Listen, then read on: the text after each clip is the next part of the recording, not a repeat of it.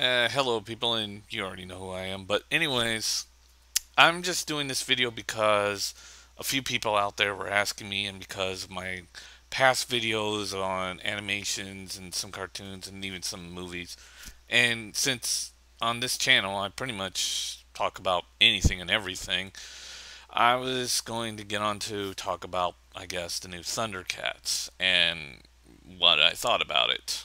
And basically, this should come as a shock to some of you and not really surprised to the rest of you. I'm going to lead a little bit more to the I didn't really care for it.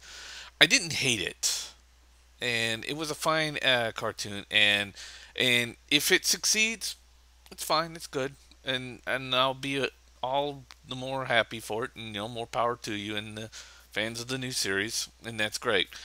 And if it fails, well, either both ways, it's a win-win for me. So whatever.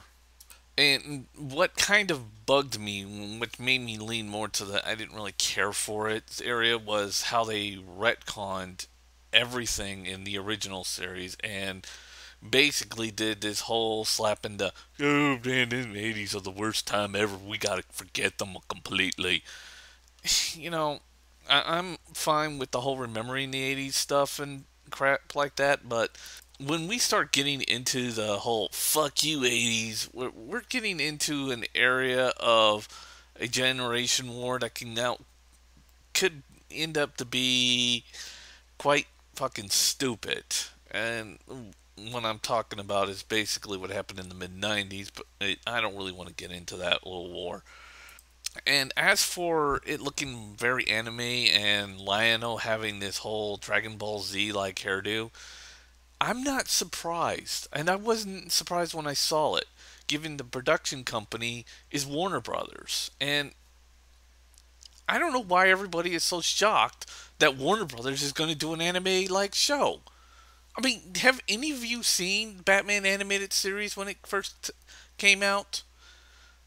Or how about you remember that Warner Brothers was also behind the Matrix movie series, and putting the movies aside, since the first movie was good and the other two kind of really blew, sucked basically. Well, the third one sucked, anyways. I'm gonna. Have you guys not seen Animatrix or Batman Gotham Knight? Warner Brothers has dealt with Japanese animation for years, and I'm not joking. This is even prevalent in the Batman animated series, the original Batman animated series. I mean, there's an anime out there called Big O, and the reason is that that company that made the Big O anime series was the same anime company that helped in certain episodes of the Batman animated series, and even onto the newer Batman series, the Superman series, the Justice League, and the Justice League Ultimate series, and they've been were prevalent for a long, long time. And that's why Big O basically, kind of looked like the Batman animated series. But what surprises me the most is how people forget this and just like Warner Brothers is using anime-like characters with their Thundercats. Well, first of all, watch the original Thundercats. It used a very older style of anime or anime-like drawings to it, or more like the 80s styles of anime. So this isn't anything new to the Thundercats series. And what's the only thing that was funny about the original Thundercats series was that and Silverhawks were both produced by the same company that made those claymation like holiday videos like Jack Frost or the Rudolph the Red-Nosed Reindeer, and that Mad TV made fun of. And now that Warner Brother owns, I think, most of their library, including the Silverhawk and the Thundercats, which yes, we'll probably wind up with a Silverhawks remake too, which Silverhawk was a intentional ripoff of the Thundercats, but since they're both were produced by the same company, it's not really a ripoff if you rip yourself off. It's just a sign of unoriginality. Yeah. Of course, I do want the robot Care Bears to show back up that was in the Thundercats series. I don't know. I kind of like those guys.